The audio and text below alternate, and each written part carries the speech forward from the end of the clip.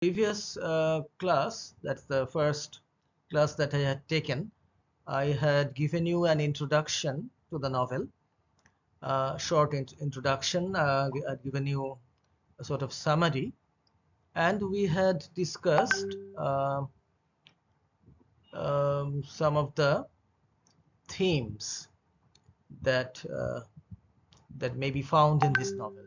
Now, in this class, I will be talking about the central character, the analysis of the central character of Oliver Twist, as it has been presented in this novel by Charles Dickens. So let us move on to this discussion, and it might be framed as the principal characteristics or traits in the character of Oliver Twist, and it can be looked upon as in this way. So Oliver Twist, as you know, it is the second novel by Charles Dickens, and that it was serialized in Bentley's Miscellany, and it was ultimately published by Richard Bentley in 1838. Now, I had told you about the purpose that Dickens had in this novel, and in the preface to the third edition of this novel, how in the year 1841 Dickens had elaborated on his purpose of writing the novel. So I will just read it again, what he had elaborated, and it begins like this, quote, "In this spirit, when I wished to show in little Oliver the principle of good surviving through every adverse circumstance and triumphing at last, and when I considered among what companions I could try him best, having regard to that kind of men into whose hands he would most naturally fall, I bethought myself of those who figure in these volumes," unquote. So this is the preface to the third edition of the novel, where Dickens very clearly he has stated his objective. Now, obviously, the central character is Oliver Twist, who is a little orphan boy, and he was born in a workhouse, and he immediately lost his mother, having lost his father before his birth. Thus, he became an orphan at his birth. And in chapter 1 of the novel, you will notice, if you have read the novel, that he was badged and ticketed and fell into his place, a parish child, the orphan of a workhouse, the humble half-starved drudge, to be cuffed and buffeted through the world, despised by all and pitied by none. So in this way, Dickens describes the pitiful condition of Oliver Twist. And for the first 8 or 9 months, little Oliver was fed a mixture of water or milk and bread rather than suckled. So he, of course, his mother was dead, so he was brought up in this way. And after some time, Oliver was dispatched to a baby farm about 3 miles away, where a number of such young boys were staying under the care of an elderly woman named Mrs. Mann. And so this is what happens in the first chapter to Oliver Twist. In the second chapter, Dickens describes Oliver on his 9th birthday as, and the description is significant, quote, "a pale, thin child, somewhat diminutive in stature, and decidedly small in circumference, but nature or inheritance had implanted a good sturdy spirit in Oliver's breast, unquote. So this is how Oliver is described. We next meet the parish beadle, Mr. Bumble, who boasts how he has named the little boy, and how alphabetically he has been naming the orphan boys. And so Oliver was named by Mr. Bumble. And then Oliver is set to work. He has to work with the other boys. And one evening he asks for more gruel, a scene which is exquisitely described by Dickens, and he is subjected to a fresh period of mental torture, being confined to a quote, dark and solitary room, unquote. And after he is released, he was finally apprenticed to an undertaker called Mr. Sowerberry, and this occurs in chapter 4 of the novel. And Dickens comments that little Oliver, after being systematically ill-treated, was in danger of being reduced, quote, to a state of brutal stupidity and sullenness, unquote. So he was being cruelly treated as an orphan and when he was apprenticed to this undertaker. But his life here is not very happy, and one of the apprentices of Mr. Sowerberry, Noah Claypole, he abuses Oliver and his dead mother, and Oliver, for the first time in his life, he revolts against this abuse and he beats up Noah, though Noah is an older boy than Oliver. And Oliver is then again sort of imprisoned in a room, and as we see here that ultimately he decides to flee, he decides to leave Mr. Sowerberry's house, and one morning, very early in the morning, he decides to go to London and in search of some work. And on the northern outskirts of London, he meets Jack Dawkins, or the Artful Dodger, as he is known, and he is one of the boys who is being trained in the art of, picking pockets by the old Jew, Fagin. And it is the Artful Dodger who brings Oliver to Fagin's house. And Oliver now starts to live with them, with Fagin and his boys. And after some time, he is sent on his first job with Charlie Bates and Artful Dodger. But unfortunately, since he is an innocent boy, he is caught, though he is not guilty in that sense, and he is produced before Mr. Fang, who is the police magistrate. And after his innocence is proved, he is released, and he is taken by Mr. Brownlow to his house.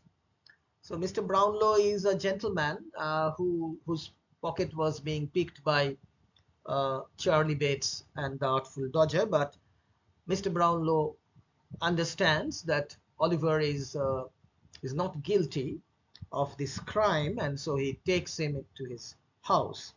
But unfortunately, after spending some time in Mr. Brownlow's house, Oliver is again captured by Nancy, and Bill Sykes is taken to Fagin's house.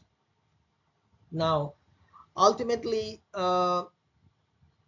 William Sykes, or Bill Sykes as he is called, who is a housebreaker, he's a burglar, he takes Oliver on a housebreaking mission, which fails, and Oliver is wounded, and he is left in a ditch by Sikes, fearing that he has died. But ultimately, he is nursed back to health by the Maylies, whose house was attacked by Bill Sikes.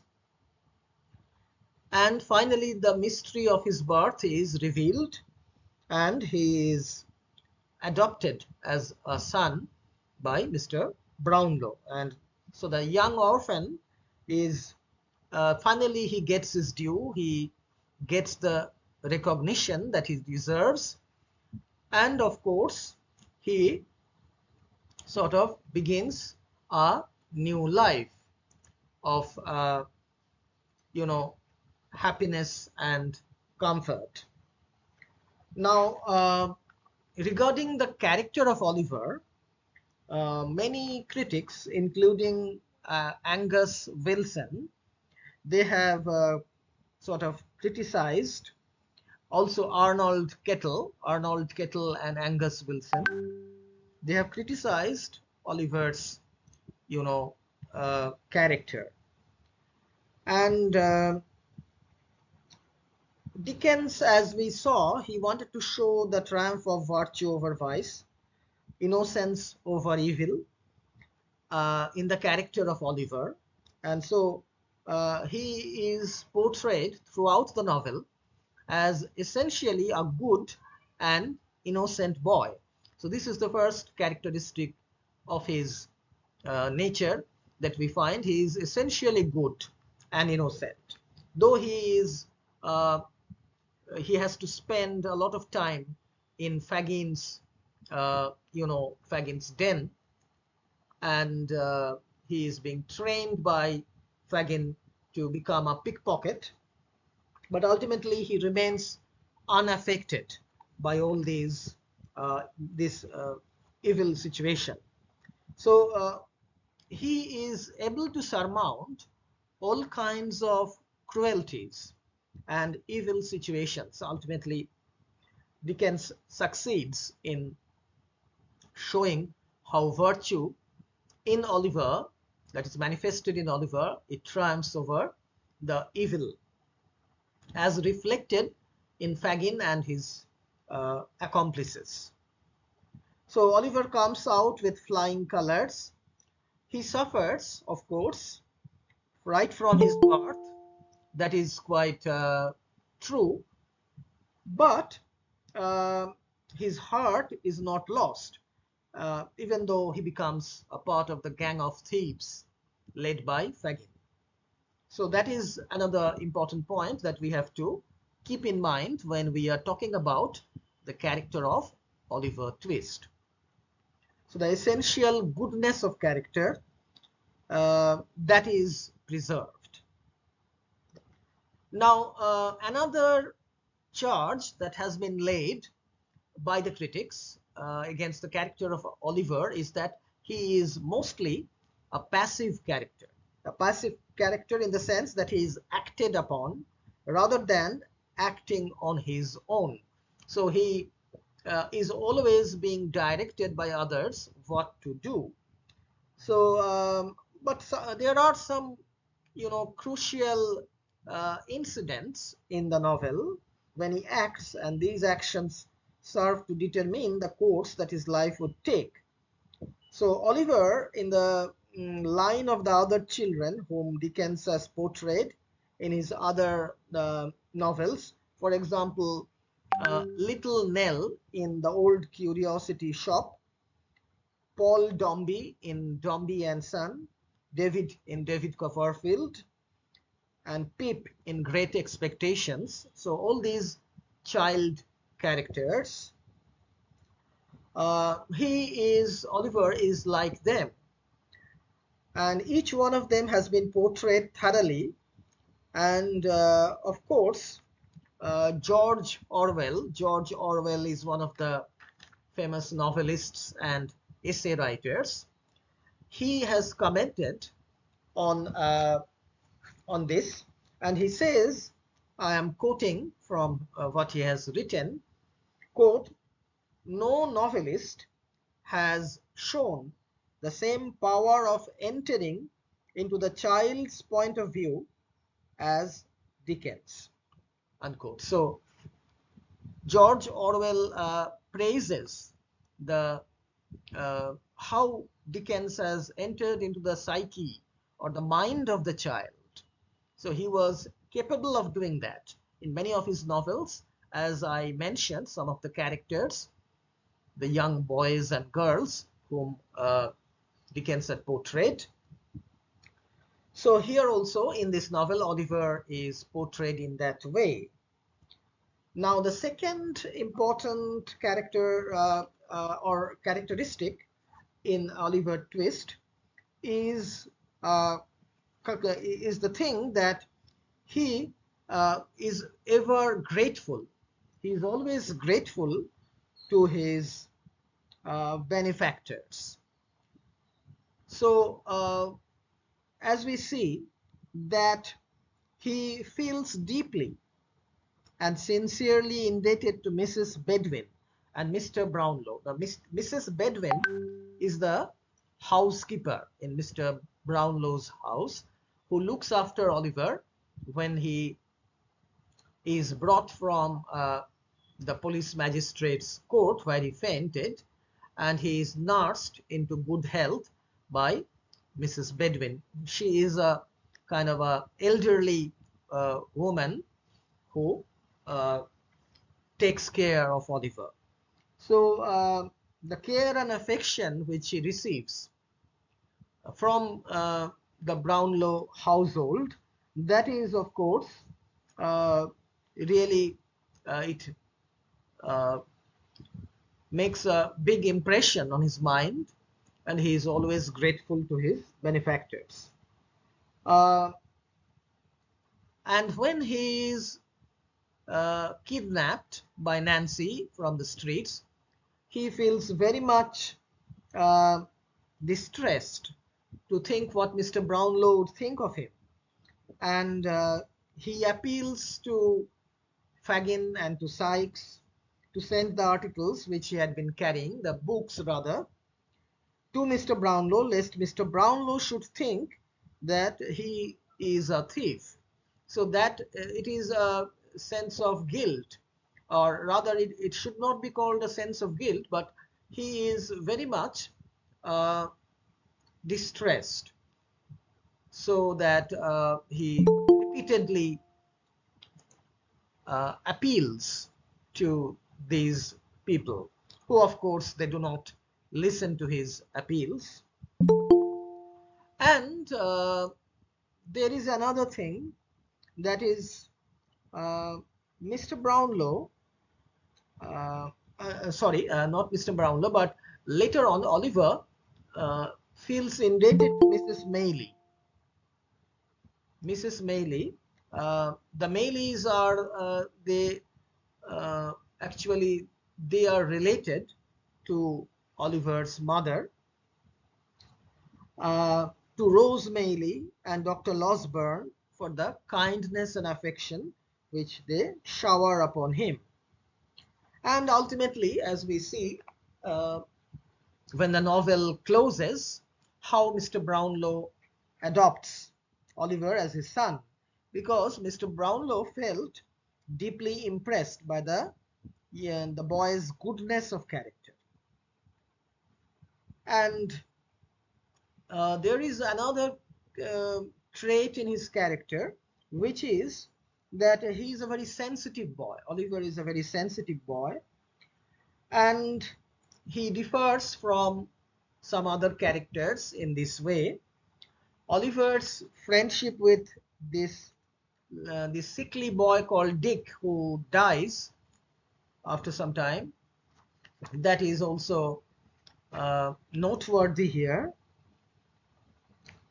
He differs from the other boys who are working under Fagin, that is the Artful Dodger or Jack Dawkins, Charlie Bates and Tom Chitling. So they actually they revel or they take pleasure in their sinful life, but of course Oliver is different. and he is a serious and very innocent boy. Now we notice that he undergoes certain hallucinations, certain imaginary fears, and he encounters a strange and mysterious man in the inn-yard at a particular place called Chertsey, and he is abused by this man. Actually, uh, this man is Monk's, who is half brother, and he sees him again at the window of Mrs. Maylie's house. So we can see that Oliver's uh, character has four traits in it. The streak of rebelliousness that is there in his character, though he is somewhat passive character, still he rebels and sometimes he becomes violent, and that is when uh, his rebelliousness is of course uh, seen when he wants more gruel at the workhouse, and the demand of more gruel, more soup, had not been made by any boy in the workhouse, and so the warden and everybody in the workhouse is taken aback. They are extremely surprised. So it shocks, his request for more gruel shocks the people at the workhouse. And as we can see that on another occasion he is produced before the magistrate, who gives his sanction to the workhouse authorities to hand him over to become a chimney sweep, and he is asked by the magistrate if he is willing to go with the chimney sweep. But the spirit of rebellion shows in Oliver, and he expresses his unwillingness to abide by the workhouse authorities, that is represented by Mr. Bumble. And later on, of course, again, as we had noticed, he rebels or beats up Noah Claypole because Noah had spoken insultingly of his dead mother. And he pounces on Noah, he throws him to the ground, and he, of course, is punished by Mr. Swearberry, and he is beaten up, and as a result of that he ultimately decides to run away. He decides not to stay in Mr. Swearberry's house and to endure the kind of suffering that he had been enduring. And in Fagin's den, when he is with Fagin, on one occasion Fagin beats him in order to warn him against running away from his lodgings and take shelter with a gentleman like Mr. Brownlow.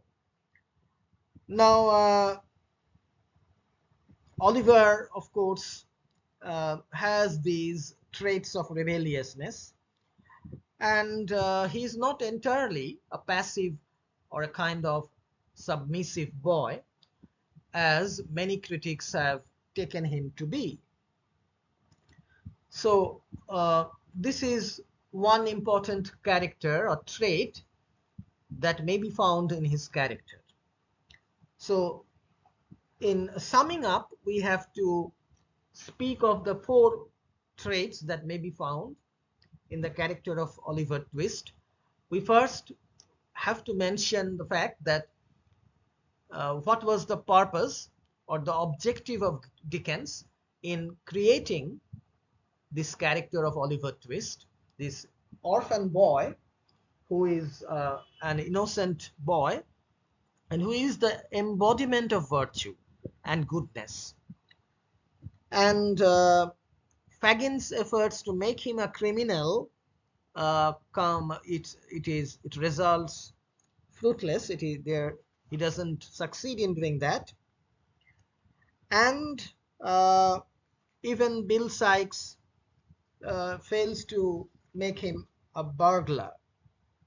So the adventures or the hardships that have been endured by Oliver and that had been described in this novel, obviously it shows in a favorable light how he progresses.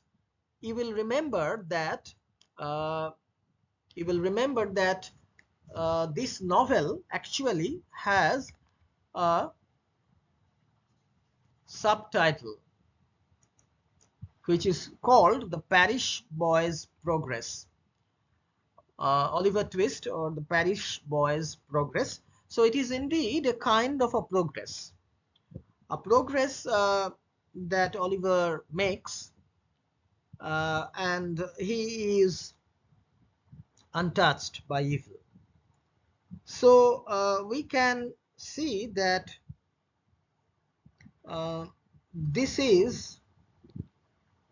this character of Oliver Twist, who is actually we can say that a kind of a part of Dickens's humanitarian mindset, where he has tried to sort of bring in this character. And the temptations of crime that Oliver is subjected to, he firmly withstands all these temptations, and he is not swayed, he is not persuaded by Fagin's arguments. So the goodness in his character comes out when a robbery is being attempted by Sikes and Toby Crackit at the house of Mrs. Maylie. And even though we see one thing, that even though Oliver had spent a lot of time among thieves and robbers, and he is in a sense standing between, standing on the borderline of good and evil, any other boy might have tilted towards evil, but ultimately Fagin's arguments are not heeded by Oliver, and he remains quite firm even against Fagin's persuasions and threats. So in this way, the inner resolve, Oliver's inner resolve to remain good, to not to succumb to evil, it is very much evident.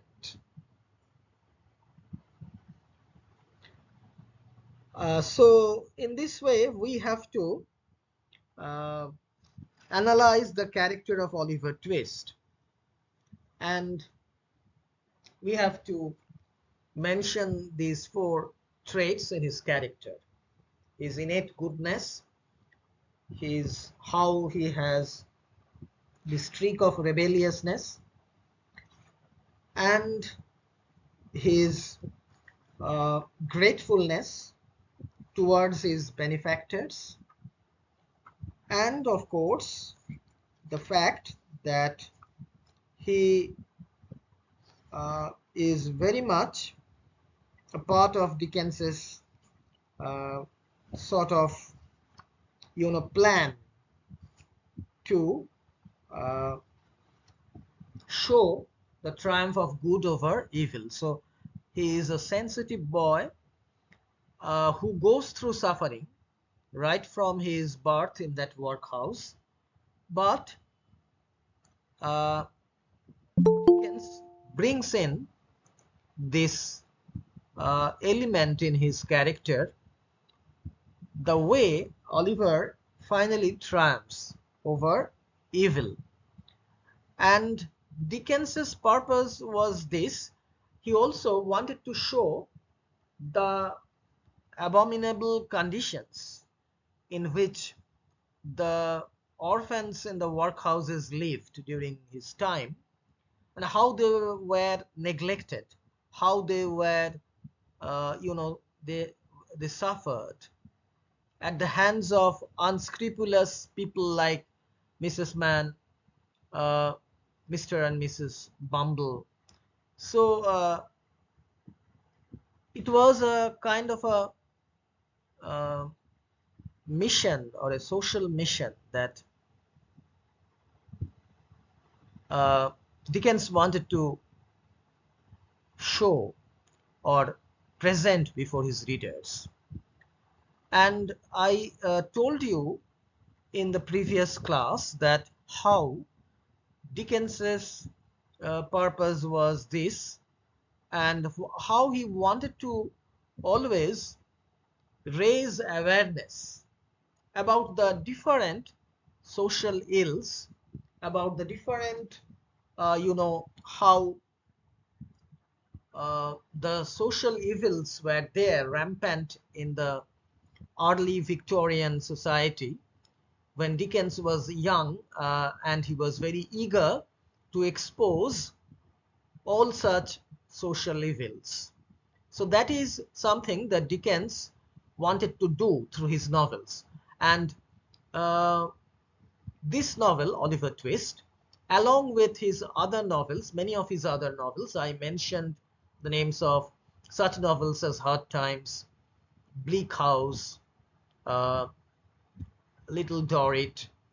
So, like these novels, Dickens's purpose was really to try and reform the society. Though, of course, he left the task of reformation to the administration. Of course, he was not entitled, or he was not powerful enough to uh, bring about this reform. But what he could do as a very popular writer during the Victorian period, he could always show show his show the reading public, show his reading public through his writings, how it was necessary to, fight against evil in every form, how it was needed to fight against the London underworld, which has